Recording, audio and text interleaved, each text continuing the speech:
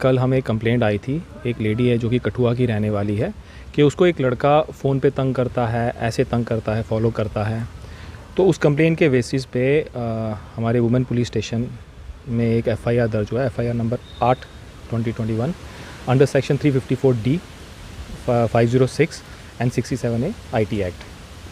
तो इसी चीज़ को लेके इन्वेस्टिगेशन हम कर रहे हैं, देखते हैं इसका क्या सच्चाई की तक जाएंगे। आरोपी का सर क्या नाम है और कहाँ करने जो आरोपी है उसका नाम है संजीव जसरोटिया उर्फ रिंकू।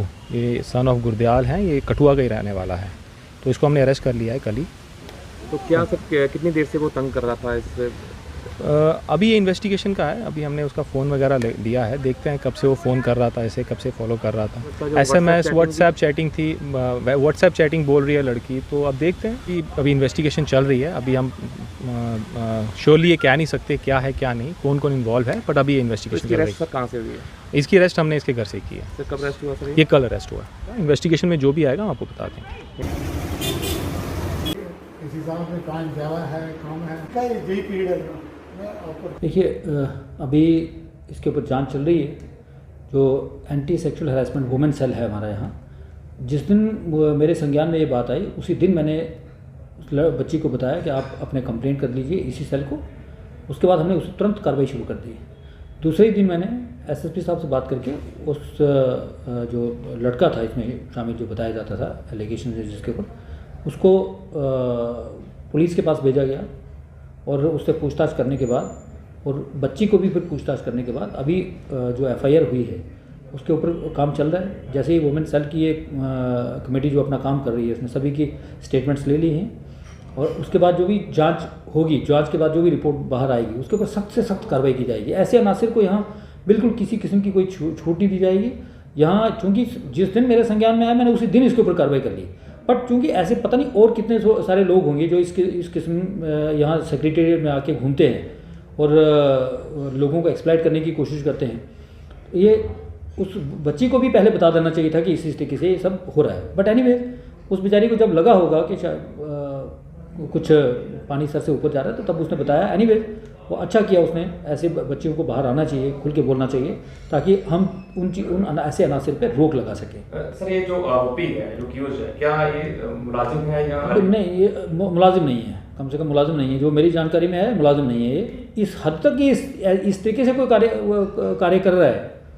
ये मैं अपने एम्प्लॉइज़ को भी ये हिदायत दे दी है मैंने कि इस किस्म के अनासिर को आप अपने से दूर रखें, उनसे दूर रहें ताकि ये यहाँ का माहौल जो है ख़राब ना हो। एक बड़े अधिकारी का नाम सामने आया जहाँ पर जिसका नाम लेकर उसको लड़की को बुलाया जाता था कि उसके क्वार्टर में आए या उसके घर पे आ। क्या देखते हैं सर, महिलाएं कितनी सुरक्षित रहेंगी? महिलाएं जो कर्मचारी और अधिकारी जो हैं सचिवालय में लगी हुई हैं। अभी देखिए, आपने बिल्कुल सही कहा कि नाम लेने के लिए वो कि बड़े से बड़े अधिकारी का भी नाम ले सकता है, क्योंकि ऐसे बंदों को लोगों के दिमागों के साथ खेलने की आदत होती है। उनको डर नहीं लगता है कि मैं किसी का भी नाम ले लूँगा तो काम हो जाएगा मेरा। ये इस किस्म के अनासिर है। इनका किसी ऑफिसर के साथ कोई लेना देना नहीं है, या किसी ऑफिसर को कोई ऑफिसर इस तरीके से करेगा, हिमाकत नहीं कर सकता ऐसा ऑफिसर। कितना पुख्ता तौर पे कह सकते हैं, क्योंकि उस आरोपी के कहने पर इस लड़की की ट्रांसफर हो जाती है 2 दिन में, कितना पुख्ता तौर पे कह सकते हैं कि किसी अधिकारी पे शामिल हो? देखिए, ट्रांसफ़र तो एडमिनिस्ट्रेशन का पार्ट है। इसके ट्रांसफ़र होने में बड़ा देर लगनी थी। ये जो जिस तरीके से बताया गया था कि वहाँ प्रॉब्लम हो रही है, इसको लेडीज़ की सेक्शन में लगाया जाए, इस तरीके से इसको बताया गया था। नॉट कि इस तरीके से कि उसको कोई एक्सप्लॉइट करने के इरादे से। उसका इन्होंने अब किस तरीके से इसको जोड़ा जाए या किस तरीके से इसको जोड़ा गया है वो मैं कह नहीं सकता हूँ। वो जब रिपोर्ट सामने आएगी पता चल जाएगा कि वो किस नज़रिए से किया गया था। क्योंकि आरोपी द्वारा बार बार यही कहा जा रहा था कि आपकी ट्रांसफर जो है वो करवा दूंगा, ट्रांसफर जो है वो वहीं पे करवाएगी जिस अधिकारी के नाम पर धमकाया जाता था। देखिए, मैं फिर कह रहा हूँ ना, इंसान को जब दिमागों के साथ खेलने की आदत पड़ जाए, वो क्या गेम खेल रहा है किसी को नहीं मालूम। वो मैं भी नहीं जान सकता हूँ, वो ऑफिसर भी नहीं जान सकता है। अब यहाँ पर जिन ऑफिसर्स की आप बात कर रहे हैं उसको भी खुद नहीं मालूम था कि बंदा कर क्या रहा है, ये कौन सी प्लान कर रहा है, क्या गेम खेल रहा है।